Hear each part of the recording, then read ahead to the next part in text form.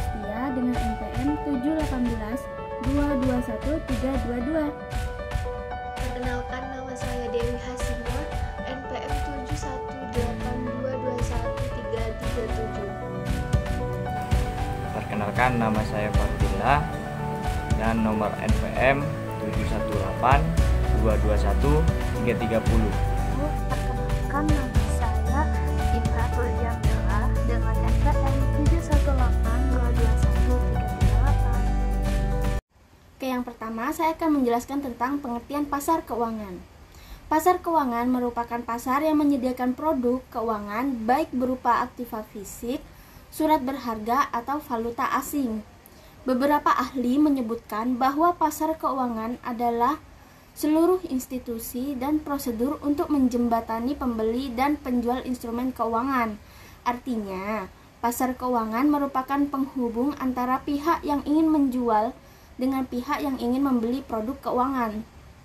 Pasar keuangan adalah pasar yang memungkinkan bagi seorang atau korporasi untuk dengan mudah dapat melakukan transaksi penjualan dan pembelian dalam bentuk sekuritas keuangan atau seperti saham dan obligasi. Dalam sekuritas komoditas dimungkinkan dapat melakukan pembelian dan penjualan awal atas produk-produk sumber alam seperti produk pertanian dan produk pertambangan dan lain-lain. Produk yang diperjualbelikan dalam pasar keuangan adalah produk-produk keuangan, baik bagi yang membutuhkan dana dengan pihak yang kelebihan dana. Oleh karena itu, pasar keuangan sering juga didefinisikan sebagai tempat bertemunya para pihak yang membutuhkan dana dengan pihak yang kelebihan dana. Pihak yang membutuhkan dana memerlukan dana untuk membiayai aktivitas usahanya. Sedangkan pihak yang kelebihan dana mengharapkan adanya keuntungan dari dana yang ditanamkan atau dibeli pihak lain. Keuntungan dari pasar keuangan ini dapat berupa bunga, biaya administrasi, selisih kurs, atau selisih antara harga jual dengan harga beli. Yang kedua, saya akan menjelaskan jenis-jenis pasar keuangan. Untuk melakukan transaksi keuangan, kita lakukan di berbagai pasar keuangan yang tersebar dalam berbagai jenis, tergantung dari jenis produk keuangan yang ada. Antara lain, yang pertama, pasar modal atau capital market. Merupakan pasar yang diperjualbelikannya modal jangka panjang dalam bentuk surat berharga seperti obligasi dan saham. Jangka waktu surat berharga yang ditawarkan biasanya berumur lebih dari 1 tahun. Yang kedua, pasar uang atau money market. Merupakan pasar diperjualbelikannya modal jangka pendek dalam bentuk surat berharga seperti deposito berjangka, wesel, atau promise, di mana jangka waktunya kurang dari 1 tahun aja. Yang ketiga, pasar valuta asing atau foreign exchange market, yaitu pasar yang melakukan kegiatan transaksi valuta asing atau mata uang asing, baik spot transaction, forward transaction, dan swap transaction. Yang keempat, yaitu pasar kredit konsumen atau consumer credit market, yaitu pasar yang melayani pembiayaan pinjaman untuk pembiayaan konsumen atas produk tertentu baik barang maupun jasa, seperti pembelian mobil, motor, perlengkapan rumah tangga, pendidikan, atau liburan. Yang kelima, pasar hipotek atau mortgage market, yaitu pasar yang melayani pinjaman untuk lahan real estate atau perumahan, komersial, industri, dan pertanian. Yang keenam, pasar komoditas atau future market, yaitu pasar yang melakukan kegiatan jual beli komoditas tertentu seperti produk pertanian. Semua jenis pasar keuangan ini melakukan kegiatan berhubungan dengan penghimpuan dana, penyaluran dana, transaksi tukar-menukar mata uang. Artinya, pasar keuangan melibatkan pembiayaan keuangan baik melalui surat berharga maupun pembiayaan atau pinjaman. Sekian penjelasan dari saya. Terima kasih. Baik, di sini saya akan membahas tentang tujuan pasar keuangan. Dan di sini secara umum banyak ahli keuangan yang mengatakan bahwa tujuan pasar keuangan adalah untuk mengalokasikan tabungan secara efisien bagi pemiliknya. Dan di sini ada 3 pihak yang terlibat di dalamnya. Yang pertama, pihak yang membeli atau pihak yang membutuhkan dana. Dan yang kedua, pihak yang kelebihan dana atau pihak penjual. Dan yang ketiga di sini pihak lembaga perantara keuangan. Nah, dan untuk pihak yang membeli atau pihak yang membutuhkan dana sendiri adalah mereka yang menginginkan sejumlah dana untuk membiayai aktivitas usahanya, baik untuk investasi atau modal usahanya. Nah, di sini tujuan bagi pihak yang membutuhkan dana ada 2 sebenarnya, dibagi menjadi 2. Di sini ada dalam jangka pendek dan dalam jangka panjang. Dan dalam jangka pendek sendiri untuk memenuhi kebutuhan likuiditas perusahaan. Yang kedua untuk memenuhi kebutuhan modal kerja. Yang ketiga untuk berdagang. Yang keempat mengharapkan keuntungan dari suku bunga yang ditawarkan.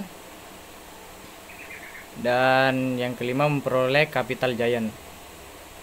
Untuk jangka panjangnya untuk melakukan investasi, untuk menguasai suatu perusahaan dengan cara membeli sebagian besar saham suatu perusahaan. Yang ketiga mengharapkan dividen. Dan yang keempat melakukan kegiatan spekulasi. Dan untuk pihak yang kelebihan dana atau penjual adalah pihak-pihak yang menawarkan dananya untuk digunakan atau menawarkan produknya untuk dibeli konsumen.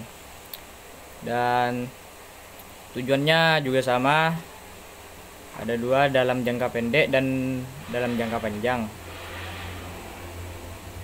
Dalam jangka pendek itu tersendiri mencari keuntungan dari suku bunga yang ditawarkan kepada pembeli dan biaya lain yang dibebankannya. Yang kedua, membantu perusahaan atau individu yang membutuhkan dana guna membiayai usahanya. Dan dalam jangka panjangnya, khusus untuk perusahaan yang melakukan emisi di bursa saham adalah untuk memperoleh dana atau modal guna melakukan investasi baru perluasan usahanya. Dan yang kedua, membagi kepemilikan agar saham perusahaan juga dapat dinikmati masyarakat umum. Dan di sini pihak yang terakhir adalah pihak lembaga perantara keuangan. Lakukan kegiatan di pasar uang antara lain untuk memperoleh keuntungan dari selisih bunga yang diberikan kepada pihak yang menyimpan uang dengan bunga yang dibebankan kepada peminjam atau debitur dalam bentuk kredit. Nah, di sini selisih bunga simpanan dengan pinjaman ini dikenal dengan nama spread base. Dan yang kedua, keuntungan dari biaya yang dibebankan ke nasabah atas jasa keuangan yang diperolehnya. Misalnya biaya administrasi, biaya iuran, biaya kirim, biaya tagih, dan banyak lagi yang lainnya. Nah, cukup dari saya, kurang lebihnya mohon maaf. Terima kasih. Menjelaskan tentang lembaga keuangan, di mana lembaga keuangan ini terdiri dari beberapa lembaga atau perantara pasar keuangan lainnya. Yang pertama yaitu ada perbankan, merupakan lembaga keuangan yang menjual produk keuangan paling lengkap dibandingkan dengan lembaga keuangan lainnya, baik yang bersifat jangka panjang maupun jangka pendek. Bahkan perbankan juga dapat menjadi perantara antara lembaga keuangan untuk melakukan transaksi keuangan. Dan yang kedua di sini ada bursa efek, merupakan tempat diperjualbelikannya modal jangka panjang seperti saham dan obligasi. Di mana bursa efek juga terdiri dari 2 pasar, yaitu pasar primer dan pasar sekunder. Pasar primer yaitu pasar yang menangani pertama kali emisi sekuritas suatu perusahaan, sedangkan untuk pasar sekunder yaitu Pasar yang melayani sehari-hari transaksi perdagangan sekuritas yang telah beredar setelah masa penjualan pasar primer berakhir. Dan yang ketiga di sini ada asuransi, merupakan usaha pertanggungjawaban terhadap suatu resiko yang akan terjadi. Dan yang keempat di sini ada dana pensiun, merupakan perusahaan yang menganut dana bagi karyawan suatu perusahaan. Artinya, perusahaan memotong gaji karyawan dengan jumlah tertentu yang kemudian disetorkan ke perusahaan dana pensiun. Baik, di sini saya akan menjelaskan mengenai suku bunga dan biaya modal. Dalam praktiknya, terutama di dunia perbankan, bunga simpanan dan kredit itu sama. Obligasi atau saham yang ditawarkan ada dua macam, yaitu yang pertama, suku bunga yang ditawarkan bagi penyimpan yaitu kepada pemegang rekening giro, tabungan, dan deposito. Sedangkan jenis yang kedua yaitu bunga yang ditawarkan terhadap pinjaman atau kredit. Menurut Kashmir, bunga adalah imbalan jasa atas pemberi pinjaman atas manfaat ke depan dari uang pinjaman tersebut apabila diinvestasikan. Jumlah pinjaman tersebut disebut dengan pokok utang atau prinsipal. Sedangkan suku bunga memiliki definisi adalah persentase dari pokok utang yang dibayarkan sebagai imbal jasa dalam satu periode tertentu. Sedangkan pengertian dari biaya modal merupakan biaya yang harus dikeluarkan atau dibayar oleh perusahaan untuk mendapatkan modal yang digunakan untuk investasi perusahaan. Modal terdiri dari hutang, saham biasa, saham preferen, dan laba ditahan. Perhitungan biaya penggunaan modal sangatlah penting dengan 3 alasan. Alasan yang pertama, memaksimalkan nilai perusahaan yang mengharuskan biaya-biaya diminimalkan. Alasan yang kedua yaitu keputusan penganggaran modal memerlukan suatu estimasi tentang biaya modal.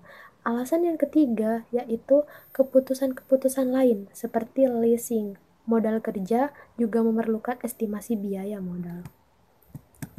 Lalu, jika kita didefinisikan menurut istilah, biaya modal merupakan konsep penting dalam analisis investasi karena dapat menunjukkan tingkat minimum laba investasi yang harus diperoleh dari investasi tersebut. Jika investasi itu tidak dapat menghasilkan laba investasi, sekurang-kurangnya sebesar biaya yang ditanggung, maka investasi itu tidak perlu dilakukan.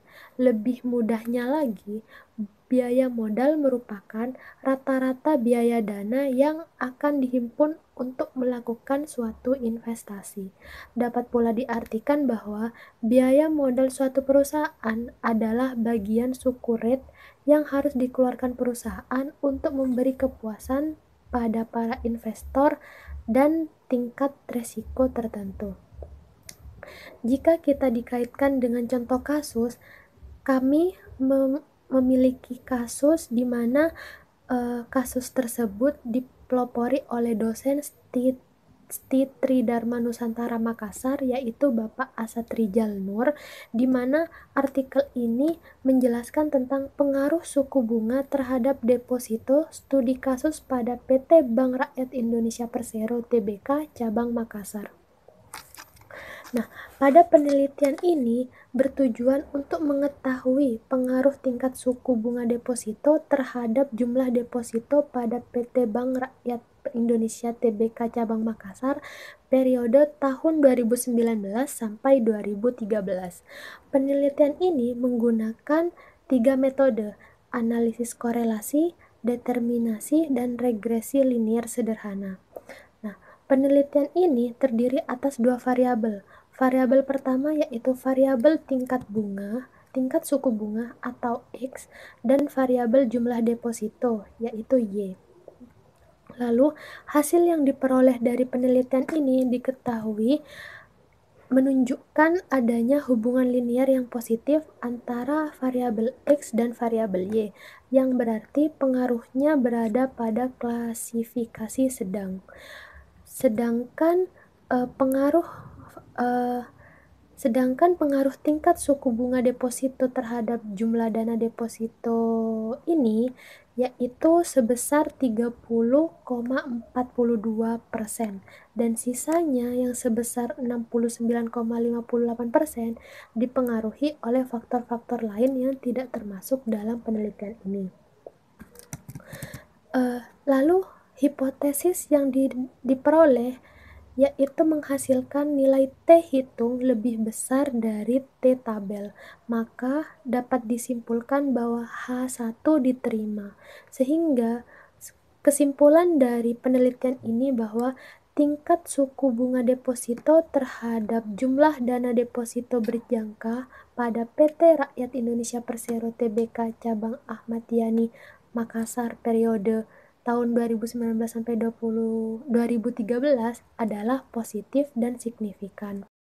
Sehingga dapat disimpulkan bahwa PT Bank Rakyat Indonesia ini memiliki implikasi lain bahwa suku bunga masih efektif digunakan oleh BI sebagai salah satu instrumen kebijakan moneter dalam mempengaruhi tingkat pertumbuhan investasi, ekonomi, dan inflasi. Hanya saja, kekurangan dari penelitian ini kurang mengembangkan variabel penelitiannya, sehingga apabila artikel ini direview ulang, lebih baik instrumen bunga dan hubungannya dengan investasi menyarankan untuk mengembangkan investasi penelitian khususnya dengan melibatkan tingkat pendapatan masyarakat sebagai variabel independen. Mungkin cukup sekian, terima kasih.